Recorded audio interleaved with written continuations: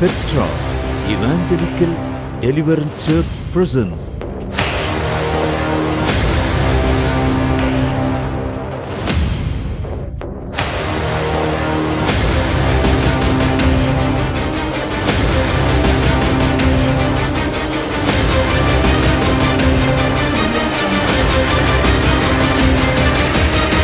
தீர்க்க தரிசன சத்தம், prophetic voice.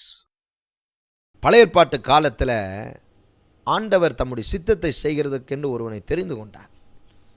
எப்படி தெரிந்து கொள்கிறார் பாருங்க. 1 சாமுவேல் 2:35. நான் உன் உள்ளத்துக்கும் என் சித்தத்துக்கும் ஏற்றபடி செய்யத்தக்க உண்மையான ஒரு ஆசாரியனை எழும்ப பண்ணி அவனுக்கு நிலையான வீட்டை கட்டுவேன். அவன் என்னால் அபிஷேகம் பண்ணப்பட்டவனுக்கு முன்பாக சகல நாளும் நடந்து கொள்வான். தேவனுக்கு மகிமை உண்டாகட்டும். எவ்வளோ அழகாக திரும்ப எழுதுகிறார் பாருங்க. திரும்ப ஒரு வாசிக்கிறேன்.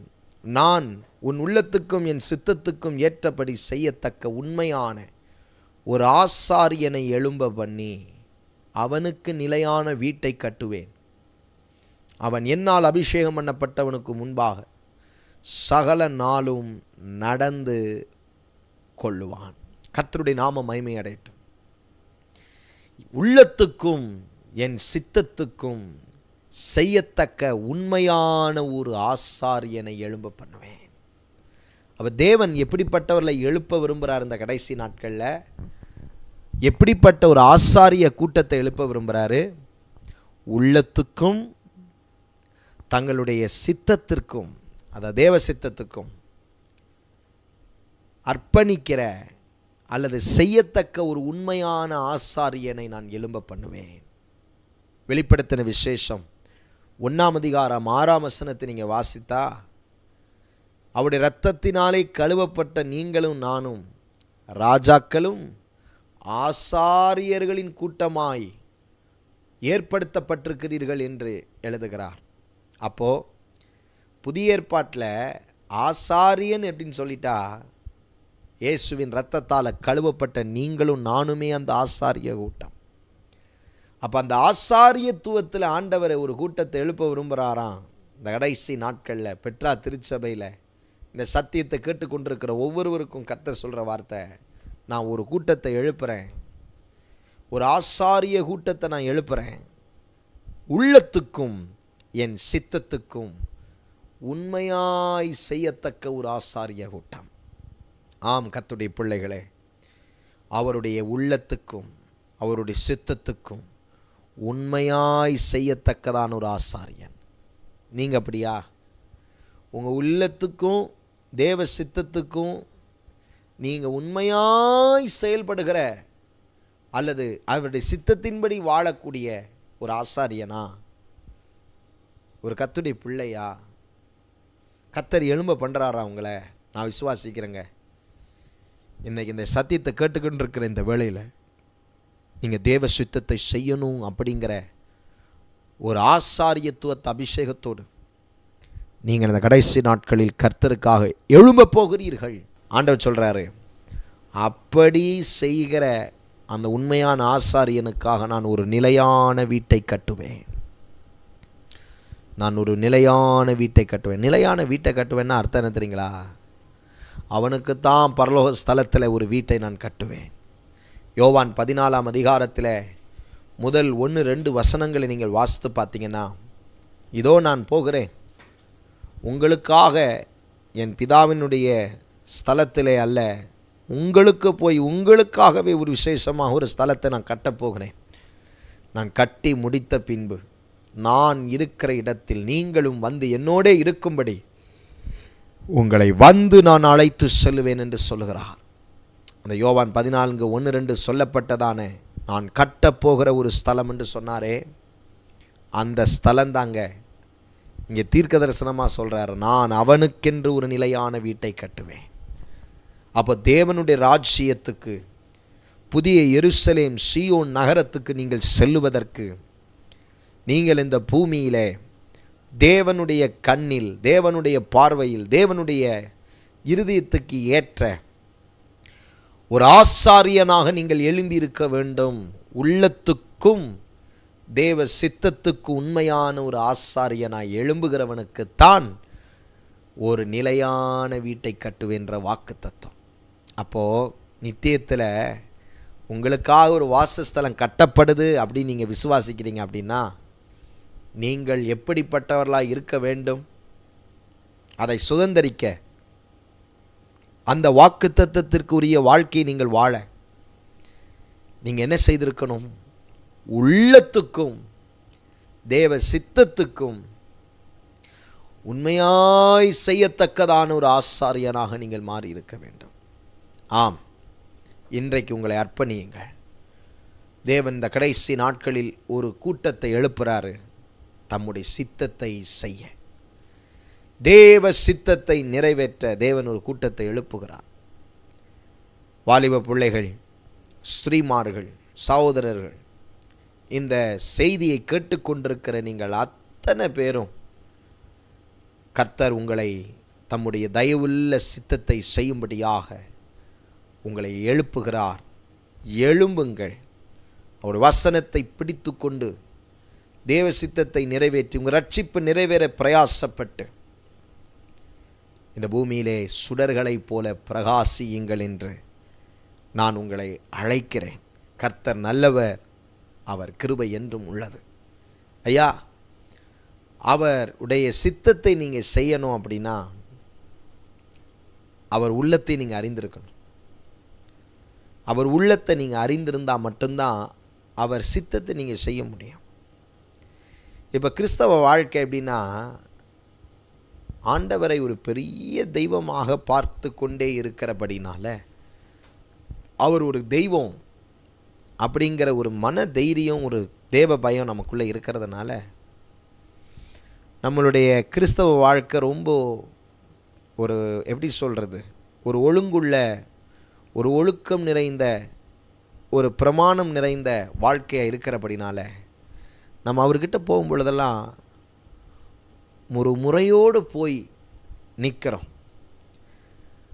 ஒரு முறையோடு ஒரு எஜமானனை பார்க்கறது போல போய் பார்க்குறோம்.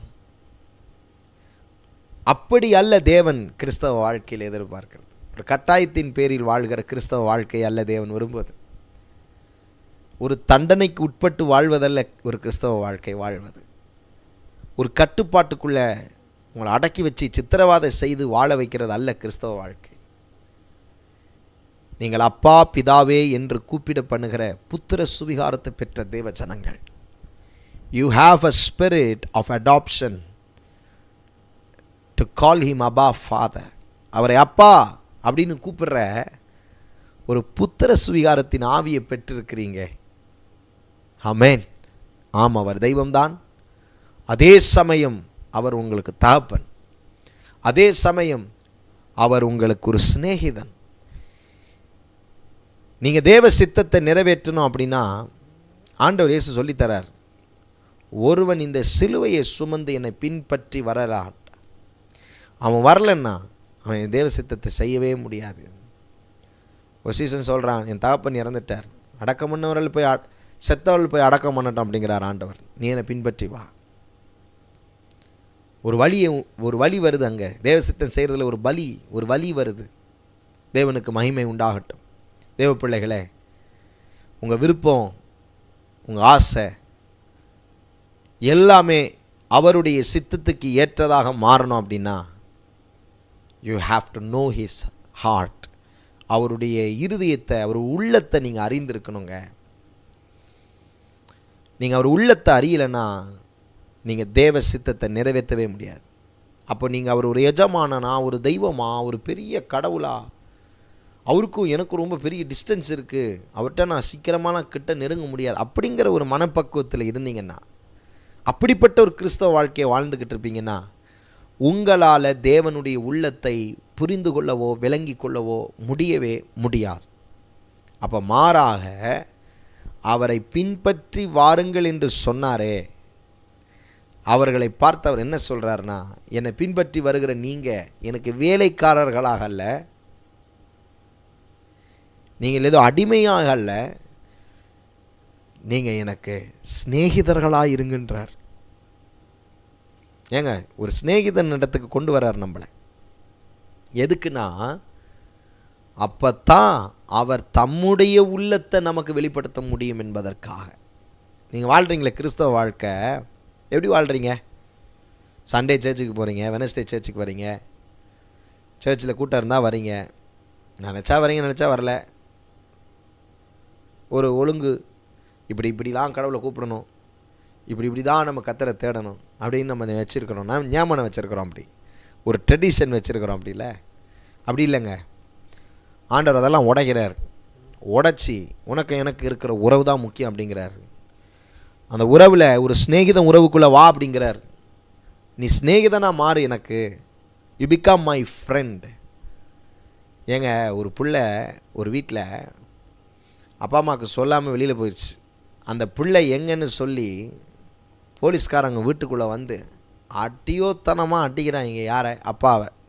எங்கே உன் பிள்ளை போயிருக்குது? அப்பா சொல்கிறார், தெரில. அம்மாவை போட்டு ஒரு அடி. எங்கே உன் பிள்ளை போயிருக்குது? தெரியல.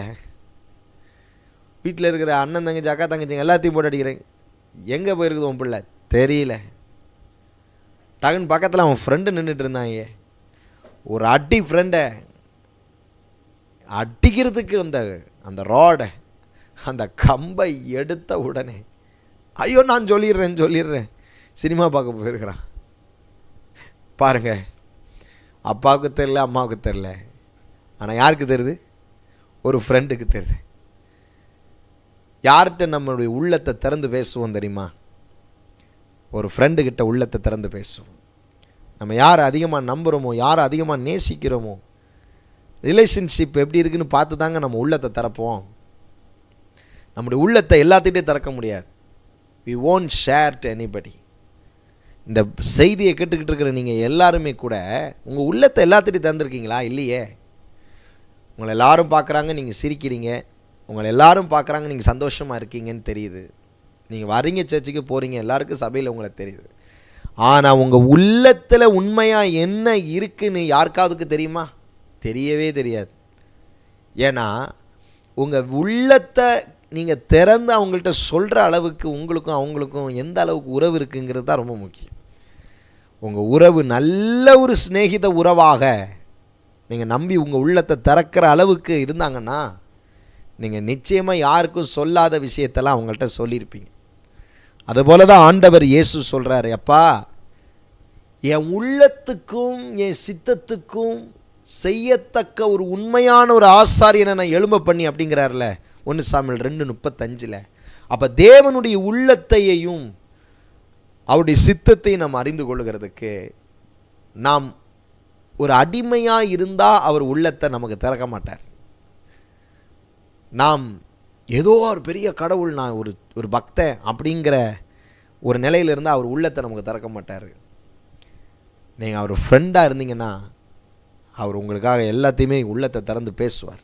இதுதான்ப்பா என் விருப்பம், இதுதான் என் ஆசை, உன் வாழ்க்கை குறித்து எனக்கு இதுதான் திட்டம், நீ இதை தான் செய்யணும்னு நான் விரும்பி இருக்கிறேன் அப்படின்னு ஆசையாக தன் உள்ளத்தை ஆண்டவர் உங்களுக்கு திறந்துடுவார். இதை அறிகிற ஒரு ஆசாரியனை தான் எழுப்ப போகிறேன், அந்த ஆசாரியனுக்கு தான் ஒரு நிலையான வீட்டை கட்ட போகிறேங்கிறார். யார் அந்த ஆசாரியன்? நீங்களும் நானும் தான் அந்த ஆசாரியன். புதிய ஏற்பாட்டின்படி இயேசுவின் இரத்தத்தாலே தெரிந்து கொள்ளப்பட்ட ஆசாரிய கூட்டமே உங்களை பார்த்து தான் கர்த்தர் சொல்கிறாரு, என் உள்ளத்துக்கும் என் சித்தத்துக்கும் உண்மையாய் செய்யத்தக்க ஒரு ஆசாரியனை நான் எழும்ப பண்ணுவேன். நீங்கள் தான் அது. உங்களுக்கு தான் கர்த்தர் ஒரு நிலையான வீட்டை கட்டிக்கிட்டு இருக்கிறாரு. அது அழிந்து போகிற வீடு இல்லைங்க, இந்த பூமியில் கட்டுற வீடு இல்லை, ஒரு நிலையான வீடு, அழியாத வீடு, இடிக்கப்படாத ஒரு வீடு, நித்திய வீடு. நான் போய் உனக்கு ஒரு ஸ்தலத்தை ஆயத்தப்படுத்துகிறேன்னு சொன்னாரே, அந்த புதிய எருசலேம் சீயோன், அந்த வீடு. ஹல்லேலூயா. ரெடி ஆகுங்க, அவர் வருகிறார், அவர் சீக்கிரமாய் வருகிறார். அவர் தயவுள்ள சித்தத்தின்படி வாழ்ந்த தம்முடைய ஜனத்தை அவர் எடுத்துக்கொள்ள அவர் ஆசையாய் வருகிறார். ஆனால் அவர் சித்தத்தை செய்கிற ஒரு ஆசாரிய கூட்டமாக மாறுங்க. யோவான் 15ஆம் அதிகாரம் நீங்கள் 15வது வசனத்தை படிச்சிங்கன்னா, யோவான் 15ஆம் அதிகாரம் 15வது வசனத்தை வாசிச்சிங்கன்னா ரொம்ப அருமையாக ஆண்டவர் இயேசு அங்கே பேசுகிறார். இனி நான் உங்களை ஊழியக்காரர் என்று சொல்லுகிறதில்லை. ஊழியக்காரன் தன் எஜமான் செய்கிறதை அறிய மாட்டான். நான் உங்களை சிநேகிதர் என்றேன். ஏனெனில் என் பிதாவினிடத்தில் நான் கேள்விப்பட்ட எல்லாவற்றையும் உங்களுக்கு அறிவித்தேன். எவ்வளோ முக்கியமான வார்த்தை பாருங்க அந்த வசனத்தில். ஏன் அப்படி நான் உங்களை சிநேகிதர்னு கூப்பிட்றேன்? இந்த வசனத்துடைய பின்பகுதியை பாருங்கள். நான் உங்களை சிநேகிதர் என்றேன், ஏனெனில் என் பிதாவினிடத்தில் நான் எதெல்லாம் கேள்விப்பட்ட எல்லாவற்றையும் உங்களுக்கு நான் அறிவித்தேன். என் பிதா எனக்கு என்னெல்லாம் சொன்னாரோ, என் பிதாவாகிய தேவன் எனக்கு எதையெல்லாம் காண்பித்து கொடுத்தாரோ, என் பிதாவாகிய தேவன் எனக்கு எதெல்லாம் மறைக்காமல் சொன்னாரோ, அதே காரியங்களை உங்களுக்கும் நான் சொல்லுவதற்கு நீங்கள் எனக்கு வேலைக்காரர்களாக ஊழியக்காரர்களாக இருந்தால் சொல்ல முடியாதுப்பா.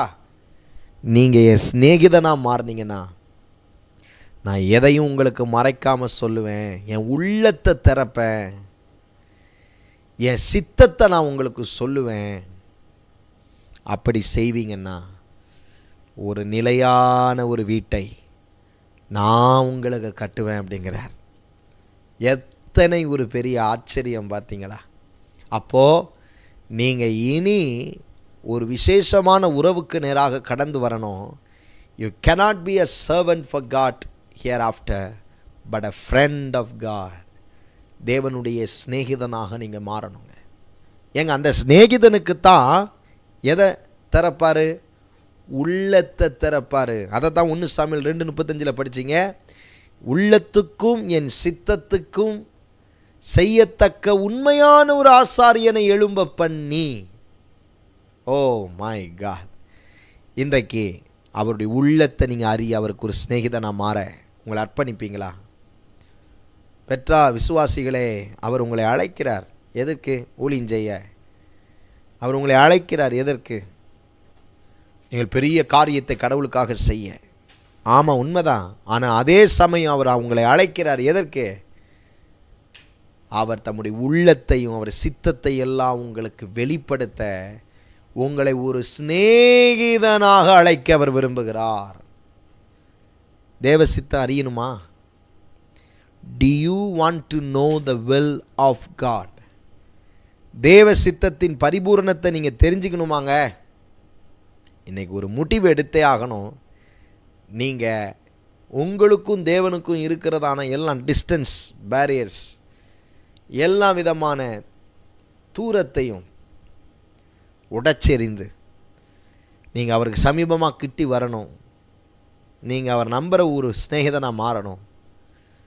அந்த சிநேகிதனுக்கு தம் உள்ளத்தெல்லாம் திறந்துடுவாருங்க. அந்த சிநேகிதனுக்கு தம் உள்ளத்தெல்லாம் திறந்துடுவாருங்க. அவர் சொல்லிடுவார், எனக்கு இது விருப்பம்ப்பா, எனக்கு இது விருப்பம் இல்லை, நீ இதை செய்ய, நீ அதை செய். He will tell you எல்லா காரியத்தையும் ஒவ்வொரு பகுதியாக தேவன் உங்களுக்கு எல்லாவற்றையும் தம் உள்ளத்தை திறந்து ஆசாரியன், என் சிநேகிதன், என் ஊழியக்காரன் எல்லாத்தையும் அவருக்கு வெளிப்படுத்திடுவாருங்க. அப்படி ஒரு நெருங்கிய வாழ்க்கையை வாழ இந்த வேதாகம பாட நாட்களில் உங்களை ஒப்பு கொடுங்க. Become his friend. அவர் சிநேகிதனாக மாறுங்க. அவருடைய உள்ளத்தை உங்களுக்கு திறக்க அவர் வாஞ்ச உள்ளவராக இருக்கிறார். இந்த சிநேகித வாழ்க்கையை தேவனோடு துவக்கினவர் தான் ஆபிரகாம். இந்த ஆபிரகாம் தேவனுக்கு சிநேகிதனாக இருந்தார், தெரியுங்களா? He was a friend of God. அதனால தாங்க தம் உள்ளத்தை திறந்து பேசுகிறாரு. என்ன பேசுகிறாரு? ஆதியாகமம் 12ஆம் அதிகாரம் 1, 2, 3 வசனங்களை இங்கே வாட்சி பார்த்தீங்கன்னா, ஆபிரகாம், நான் உனக்கு காண்பிக்கிற தேசத்துக்கு நீ போ. நான் உனக்கு காண்பிக்கிற இடத்துக்கு நீ போயிருப்பா. இந்த இடத்துல நிற்காத, நீ இந்த இடத்துல நிற்கவே நிற்காத, நீ தயவு செய்து நான் காண்பிக்கிற தேசத்துக்கு போ. அது ஆபிரகாமுக்கு ரொம்ப கஷ்டங்க, சாதாரண காரியம் இல்லை. ஆனால் தேவன் தன் உள்ளத்தை வெளிப்படுத்துகிறார். என் உள்ளத்தில் நீ இந்த தேசத்தை விட்டு போயிடணும் அப்படின்னு தான் நான் விரும்புகிறேன். நான் காண்பிக்கிற தேசத்துக்கு நீ போயிடுவியா? ஏங்க, இந்த ஆபிரகாமை ஒரு வார்த்தை கூட கேட்காம அடுத்த மறுகணமே ஆண்டவர் காண்பித்த தேசத்துக்கு போயிட்டே இருந்துட்டாருங்க. என்ன ஒரு மனுஷன்! இப்போ உங்களை பார்த்து நான் கேட்குறேன், இந்த பைபிள் ஸ்டடி படிச்சுட்டு இருக்கீங்க, ஆண்டவர் உங்களை விட்டுட்டு நீங்கள் இருக்கிற இடத்த எல்லாத்தையும் விட்டுட்டு ஒரு இடத்துக்கு போ அப்படின்னு சொல்கிறாரு. உங்களுடைய வசதியை, உங்கள் செல்வாக்கு, உங்களுடைய காரியங்கள் எல்லாத்தையும் விட்டுட்டு உங்களால் போக முடியுமா? அநேகரால் போக முடியாது. சில தேசத்தை விட்டு போகிறாங்க, அவங்க விருப்பத்துக்காக போகிறாங்க, சம்பாதிக்க போகிறாங்க. யாக்கோபு நிருபக்காரன் தன்னுடைய யாக்கோபு நிருபத்தில் சொல்கிறாரு, நான் இந்த நாட்டில் போய் சம்பாதிக்க போகிறேன், அந்த நாட்டில் போய் சம்பாதிக்க போகிறேன்னு ஒரு கூட்டம் உண்டு. அப்படி அல்ல. ஆபிரகாமுக்கு சம்பாதனையும் இல்லை, ஆபிரகாமுக்கு போகிற இடத்துல என்ன இருக்குன்னே தெரியாது. ஆண்டவர் சொல்கிறார், நான் காண்பிக்கிற தேசத்துக்கு நீ போவியா? நான் போகிறேன் ஆண்டவரே. போயிட்டே இருந்துட்டாருங்க. நான் நினைக்கிறேன், தேவன் நம்பி இந்த தேசத்தை நான் காமிக்கிறேன் நீ போ அப்படின்னு சொல்கிறதுக்கும், தேவன் தன் உள்ளத்தை இந்த ஆபிரகாமுக்கு வெளிப்படுத்த அங்கே சிநேகிதங்கிற உறவு தான் காரணமாக இருந்திருக்கு. அதே சமயம் தேவன் காண்பிக்கும் தேசத்துக்கு நான் போவேன்னு மறு வார்த்தை கூட கேட்காம போனாரு பாருங்க ஆபிரகாமு. அதுக்கும் காரணம் இந்த சிநேகிதம் தான். It was because of the relationship of a friend. தேவனுடைய பிள்ளைகளே, நீங்கள் யாருங்க தேவத்துக்கு? ரொம்ப படி தூரமாக நிற்கிறீங்க கடவுளுக்கு, ரொம்ப தூரமாக இருக்கீங்க ஆண்டவருக்கு. ஆண்டவர் உங்களை அழைக்கிறார், எப்பா, I want to be your friend so that I can open my heart to you. என் இருதயத்தை திறந்து, என் உள்ளத்தை திறந்து நான் உன் கூட பேசுறதுக்கு, நான் உன் கூட என் காரியங்களை எல்லாம் வெளிப்படுத்தி பேசுவதற்கு நீ என் சிநேகிதனாக மாற மாட்டியா? ஆண்டவர் தான் காண்பிக்கும் தேசத்துக்கு ஆபிரகாமை போ சொன்னதுக்கான காரணம் ஆபிரகாமுக்கு அப்போ விளங்கலை. அப்போ ஆண்டவர் வெளிப்படுத்தவும் இல்லை, விளங்கப்படுத்தவும் இல்லை. நீ போ அப்படின்னு மட்டும்தான் சொன்னார். இவரும் போயிட்டே இருந்தார்.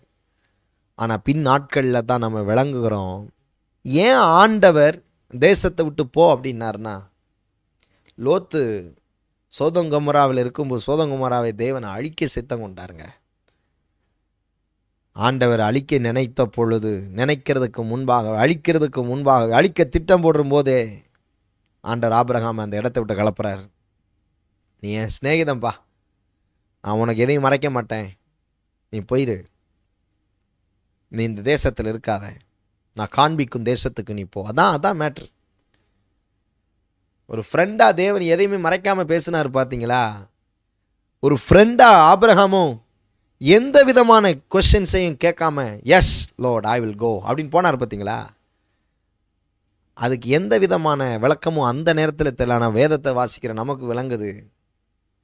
ஒரு பெரிய அழிவு தேசத்துக்கு வர்றதுக்கு முன்னாடி ஆண்டவர் ஆபிரகாம் அந்த தேசத்தை விட்டே கலப்புறார். Because Abraham was his friend. ஆபிரகாமோ தேவனுக்கு சிநேகிதனா இருந்தான். தேவ பிள்ளைகளே, நீங்கள் தேவனுக்கு யார்? இந்த வேதாகம பாடத்தின் முதலாம் நாளிலே தேவன் உங்களை பார்த்து கேட்கிறார், நீ தெய்வத்துக்கு யார்? Who are you for God? தேவ சித்தத்தை, அவர் உள்ளத்தை, அவர் விருப்பத்தை நீங்கள் அறிகிற ஒரு நல்ல ஆசாரியனாக, ஒரு சிநேகிதனாக, தேவனுடைய மகனா மகளாக நீங்கள் இருக்கணும்னு ஆசைப்பட்டீங்கன்னா இன்றைக்கு உங்களை மீண்டும் ஒப்பு கொடுங்க. அப்பொழுது நீங்கள் அவர் உள்ளத்தை அறிய தொடங்குவீங்க, அவர் சித்தத்தை அறிய தொடங்குவீங்க. அது மட்டும் இல்லைங்க, நீங்கள் அவர் சித்தத்தின்படி வாழ வாழ வாழ தேவனுடைய நாம மகிமைக்கென்று உங்கள் ரட்சிப்பு நிறைவேற தொடங்கி கொண்டிருக்கும். கிறிஸ்துவின் நாளிலே நீங்கள் வீணாய் ஓடினீர்கள் என்ற ஒரு ஓட்டம் கூட உங்களுக்கு காணப்படாதுங்க. சந்தோஷமாய் சந்தோஷமாய் இயேசுவின் பொன் முகத்தை நீங்கள் பார்க்கும்போது, ஆண்டவரே, நான் உங்கள் சித்தத்தின்படி தான் ஆண்டவரை ஓடி வந்தேன், நான் உங்கள் சித்தத்தின்படியெல்லாம் செஞ்ச ஆண்டவரே, நீங்கள் உங்கள் உள்ளத்தை எனக்கு நீங்கள் காமிச்சு கொடுத்தீங்க ஆண்டவரே, நான் உங்கள் விருப்பத்தை எல்லாம் நிறைவேற்றின ஆண்டவரே, நான் உங்கள் ஆசையெல்லாம் நிறைவேற்றின ஆண்டவரே, நீங்கள் எதெல்லாம் என் உள்ளத்தில் வச்சிங்களோ, அது உங்கள் உள்ளத்தில் இருந்துச்சோ, அது எல்லாத்தையும் நான் செஞ்சுருக்கிறேன்ப்பா அப்படிங்கிற ஒரு மன தைரியம், ஒரு சந்தோஷம் கிறிஸ்துவின் நாளிலே உங்களுக்கு உண்டாயிருக்குமா? அதை எண்ணி மகிழ்ச்சியாக இருக்கும்படி தேவன் இன்றைக்கு உங்களோடு பேசி கொண்டிருக்கிறாருங்க. ஐயா, இயேசு வருகிறார், இயேசு வருகிறாருங்கிற செய்தியை கேட்டுக்கிட்டே இருக்கீங்க. ஆனால் இயேசு வந்து அவர் முகத்தை நீங்கள் பார்க்குறதுக்கு முன்னுக்கு நீங்கள் அவர் சித்தத்தில் நடக்கிறீங்களா? அவர் சித்தத்தை நீங்கள் செய்கிறதுக்கு அவருடைய உள்ளத்தை உங்களுக்கு திறந்து காட்டுறாரா? ஐ யூ இஸ் ஃப்ரெண்ட், அவருடைய ஸ்நேகிதனா நீங்கள்? எவ்வளோ ஒரு பெரிய ரிலேஷன்ஷிப் பாருங்க. there is no questions. ஏன் ஆண்டவரே இந்த இடத்த விட்டு போக சொல்கிறீங்க? இல்லைங்க, கேள்வி இல்லவே இல்லை. ஆண்டவரும் நான் சோதோம் அழிக்க போகிறேன், கோமோரா அழிக்க போகிறேன், அதனால தான் இந்த இடத்த விட்டு நீ வெளியே போ அப்படின்னு அதுக்கு விளக்கத்தையும் ஆண்டவர் ஆபிரகாமுக்கு கொடுக்கல. அப்போ எது ரெண்டு பக்கத்துலேயும் ஒரு அண்டர்ஸ்டாண்டிங்கை கொண்டு வருது? It was the friendship relationship. ஒரு சிநேகிதத்துவத்தினுடைய அந்த உறவு தேவ சித்தத்தை தேவன் வெளிப்படுத்தவும், அந்த தேவ சித்தத்தை கேட்டு அதன்படி செயல்படவும், ரெண்டு பக்கத்திலையும் ஒரு மியூச்சுவல் அண்டர்ஸ்டாண்டிங் காணப்படவும் காரணமாக இருந்தது ஒரே ஒன்று தான், உறவு. தேவனோடு இருந்த உறவு. அந்த உறவு தாங்க உங்களுக்கு தேவ சித்தத்தை வெளிப்படுத்தும். அந்த உறவு தாங்க நீங்களும் தேவ சித்தத்துக்கு கேள்வி கேட்காம அர்ப்பணிக்க முடியும். நான் இன்னைக்கு உங்களை பார்த்து இந்த முதல் நாளில் ஒரு முகவரையாக தான் பேசியிருக்கேன். தேவ சித்தத்தை அறிய you need to be his friend. நீங்கள் அவருடைய சிநேகிதனாக மாற ஒப்பு கொடுத்தீங்களா மட்டும்தான் அவர் தன்னுடைய சித்தத்தை உள்ளத்தை உங்களுக்கு திறப்பார். உங்களாலையும் அவர் சித்தத்தின்படி நான் வாசப்படுறேன், விரும்புகிறேன் அப்படின்னு சொல்லிக்கிட்டு இருக்காம வாயால் செய்கையால் உங்களால் நிறைவேற்றவும் முடியும். உங்கள் ஜாய் டிவியில் திங்கள் முதல் வெள்ளிக்கிழமை வரையிலும் தினமும் இரவு 9 மணி முதல் 9:30 மணி வரையிலும் தீர்க்க தரிசன சத்தம் என்ற நிகழ்ச்சியை காணத் தவறாதீர்கள். உங்கள் ஜெபத் தேவைகளுக்கும் மேலும் ஆலோசனைகளுக்கும் தொடர்பு கொள்ள வேண்டிய முகவரி: pastor R. Philip, Petra Evangelical Deliverance Church, Anbu Nagar, வஞ்சியாபுரம் பிரிவு, பொள்ளாச்சி, கோயம்புத்தூர் 642006. செல்போன் நம்பர் 9600457569 மற்றும் பாஸ்டர் டேவிட் செல்வம், பெட்ரா இவாஞ்சலிக்கல் டெலிவரன்ஸ் சர்ச், எண் 11, உஜ்ஜால் சிங் தெரு, ராமகிருஷ்ணாபுரம், ஈஸ்ட் தாம்பரம், சென்னை 59. தொடர்பு கொள்ள 8939676077. Our address: Petra Evangelical Deliverance Church, number 6, Jalan, PTP 1/1, Taman, Perindustrian, Tosik, Perdana 47120, Puchon. For prayers 601163921522.